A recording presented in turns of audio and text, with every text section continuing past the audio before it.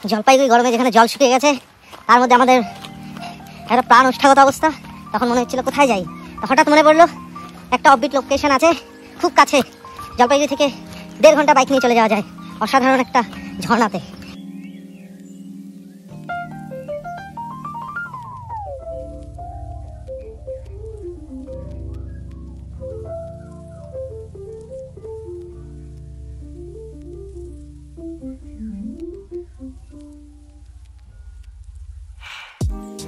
তো গাইস দেখতেই পাচ্ছ আমরা প্রথমবারের মতো পাহাড়ে চলে এসেছি বাইক নিয়ে। আমরা খুব এক্সাইটেড।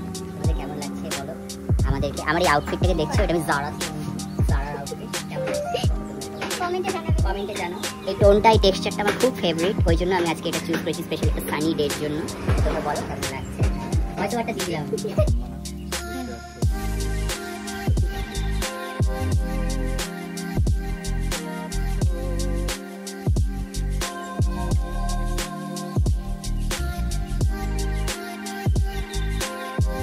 কি করতেছ না?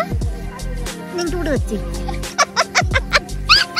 জলে নামার আগে নিয়ে নিলাম কিছু দরকারি জিনিসপত্র। জলপাইগুড়ি গরমে যেখানে জল শুকিয়ে গেছে তার মধ্যে আমাদের একটা প্রাণ ওষ্ঠাগত অবস্থা। তখন মনে হচ্ছিল কোথায় যাই, হঠাৎ মনে পড়লো একটা অফবিট লোকেশন আছে খুব কাছে, জলপাইগুড়ি থেকে 1.5 ঘন্টা বাইক নিয়ে চলে যাওয়া যায় অসাধারণ একটা ঝর্ণাতে, যেখানে গিয়ে আমরা স্নান করবো। নদীতে স্নান করতে যাচ্ছি। এখানে আসবেই না, সে ওখানেই নামবে। এখানে নাকি ভালো জায়গা না, এটা দেখা যাক, দেখি কি বলে। কি আছে এখানে? হচ্ছে জলটা জমা হয় দিয়ে এখান থেকে ফিল্টার হয়। ফিল্টার হওয়ার পরে এখানকার স্থানীয় বাসিন্দারা এটাকে পানীয় জল হিসাবে পান করে। এই মনে হয় দিদি সেই প্রকল্প জল ধরো জল ভরো নাকি একটা এরকম প্রকল্প। বাবলু বাবা কিছু বলবেন? বাবলুর বাবা এবার পাহাড়ে বাবলুর মাকে নিয়ে চলে আসছে। শুধু মিসিং বাবলু। নেক্সট ট্রিপে আমরা বাবলুকেও দেখাবো। মেয়েদের নিয়ে কোথাও ঘুরতে আসবেন না। কোথায় কবে কখন ইউটিউবে কোন ভিডিওতে দেখেছিল কোন রাস্তা, এখন সেই রাস্তা দিয়েই যেতে হবে। গ্রামের লোকের কথা তাও শুনবে না। কি কোন দিক দিয়ে যাবা বলো? দেখো গিয়ে দেখাও, তাহলে না সেন মানবো। তোরা তো কাজের নাম করে যাস, কাজের নাম করে। আমরা অনেক অনেক পাহাড় ঘুরে বেড়াই। এখন একটা বাড়ির উঠানের মধ্যে দিয়ে যাচ্ছি। কোথায় যাচ্ছি দেখি। কি সুন্দর দেখুন এদের গ্রামের বাড়িগুলো হয়, যেমন সুন্দর এদের ছোট্ট ছোট্ট বাড়িগুলো, সাথে এরকম ফুলের গাছ। দেখুন এই আরেকটি পাহাড়ি বাড়ি। জঙ্গলের মাঝখান দিয়ে হয়ে তার আগে একটা রাস্তা পাওয়া গেল। আমরা এখন যাব সেদিকে দেখে, কিন্তু আমরা এখন নামবো রাস্তা দিয়ে। কে যে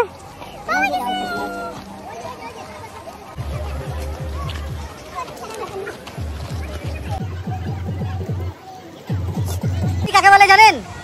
এত বড় একটা এখানে ঝর্ণা থাকতে বাঙালি ড্রেনের মধ্যে নাচানাচি করে, কারণ এরা পাড়ার বন্যা দেখতে অভ্যস্ত।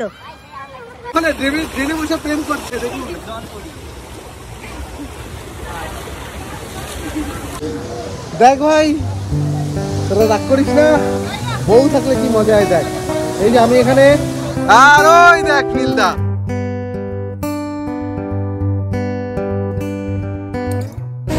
মাছ ধরার জন্য কেউ একটা মশাই নিয়ে এসছে।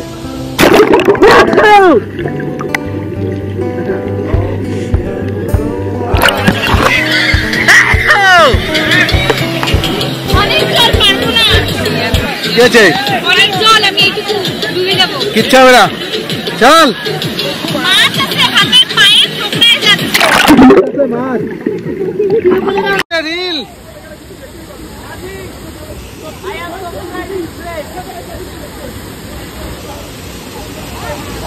আমরা যারা উত্তরবঙ্গে থাকি না, তারা অনেক লাকি। ওই যে কলকাতার ভিড় ভাড় ঠিক আছে, কিন্তু আমরা অনেক লাকি এদের থেকে। দেখুন 1 ঘন্টা বাইক জার্নি করে এরকম মজা পাবেন না আপনারা। শহর থেকে 1 ঘন্টা, হ্যাঁ শহর থেকে জাস্ট 1 ঘন্টা, হ্যাঁ শিলিগুড়ির থেকে 1 ঘন্টা। কোথায় পাবে এগুলা?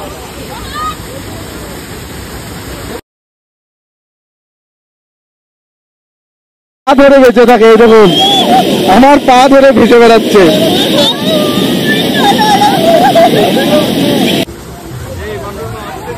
হ্যাঁ বাবলুর মা আসতে নেবো, জলটা খুব ঠান্ডা। জায়গা পাচ্ছ না? এটা কি সল্ট লেক নাকি? জায়গা পাচ্ছ না?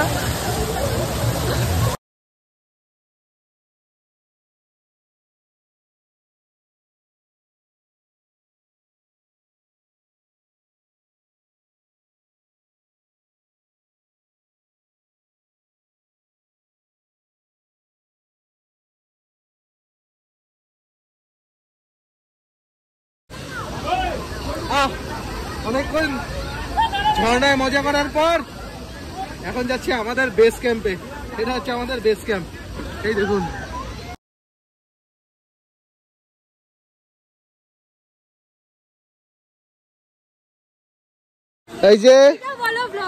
এই যে দেখুন সব শুকোতে দেওয়া হয়েছে, কারণ অঙ্কিতা আমাদের সবার জামা কাপড় জলে ভিজিয়ে দিয়েছে।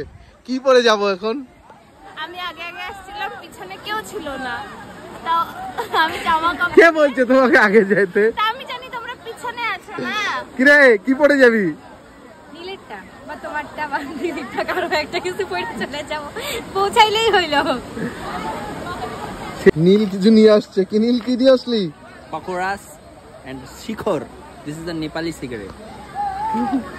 আর জামা কাপড় কি হবে? জামা কাপড় ল্যাংটায় বাড়ি হবে।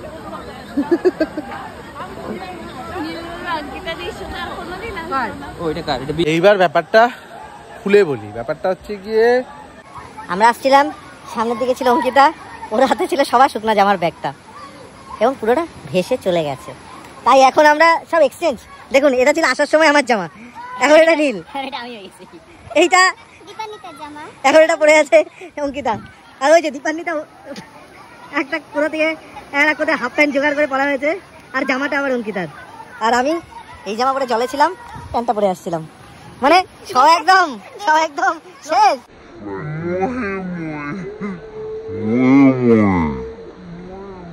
সবশেষে এখন আমরা চলে আসছি ভূতের রাজা দিল বরে। বরটর তো দিবে না, আমাদেরই টাকা দিতে হবে, টাকা দিলে খাওয়া দিবে। আপাতত পেট পূজা করি। নীল ওখানে রোল নাম্বার লেখাচ্ছে। রোল নাম্বার নাম রোল কল হয়ে গেছে আমাদের কমপ্লিট। চলো, ও আমাদের ওয়েলকাম করার জন্য রেডি আছে।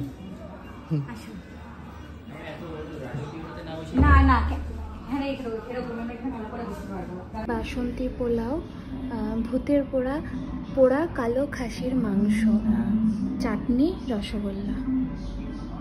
ব্যাপারটা হচ্ছে পোলাও খাই না। তুই পোলাও খাস না? তুই কি মানুষ? পোলাও পছন্দ করি না, ফ্রাইড রাইসটা খাই কিন্তু বেশি লাগে, প্রচুর বেশি।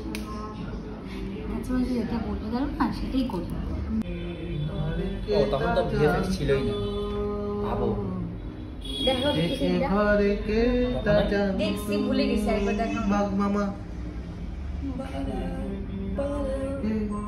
কত শোনা নীলে শুনি, সময় কি আছে যেগুলি তবুও কত শুনি, জানিয়েছি যথেষ্ট। তবে আর কাজ নাই, এবারে চলো পালাই, অনেক কষ্টে পাওয়া গেছে কেষ্ট, যথেষ্ট যথেষ্ট। কতবার দেখছি আমি। হাতে হাতে দাও তালি, তবে আসবে ভূতের থালি। আরে বাহ, তাই তো থালি চলে আসছে। এটাই আমাদের ভালো ডিসিশন ছিল, এখন মনে হচ্ছে নীল টাকা দারুণ ব্যাপার। চলে আসছে। আমি রাইস লাগবে, রাইস আর কিছু লাগবে।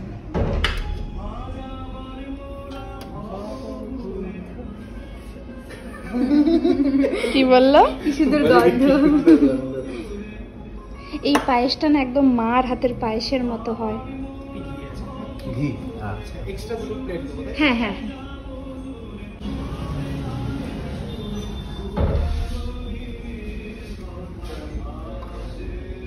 আপাতত আজকে আমাদের জার্নি ভিডিও আর বানাবো না, এখন খালি এগুলো খাবো। উফ, আর দেখে থাকা যাচ্ছে না, মানে এত খাবার দাবার, মানে কি কাণ্ড বাবারে। কোন দিক থেকে শুরু করে কোন দিকে যা শেষ করবো খাওয়াটা আমি বুঝতে পারতেছি। রুট প্ল্যানটা ঠিক করতে হবে। কি অবস্থা নীল? হাঁপাই গেছি, আর পাচ্ছি না। জায়গা করে খাবার খাবো। এখনো অনেক আইটেম বাকি, মেনলি তো চিকেন, মাটন, মাটন চিকেন একটাও ধরা হয়নি এখন। আহা হা হা হা। তোমার কি অবস্থা? একটু রেস্ট টাইম, আবার শুরু হবে 10-15 শিলায় মিনিট খাইতে হবে, যেটাকে বলে শিলায় খাওয়া। বল তোর কি অবস্থা? মাছটা একটু কেমন ছিল, এমনি ভালো সব। এই ভাতগুলো কে খাবে? অনেক ভাত, হ্যাঁ। প্রচুর ভাত আছে বাবা, আমরা অর্ধেক খেয়েছি।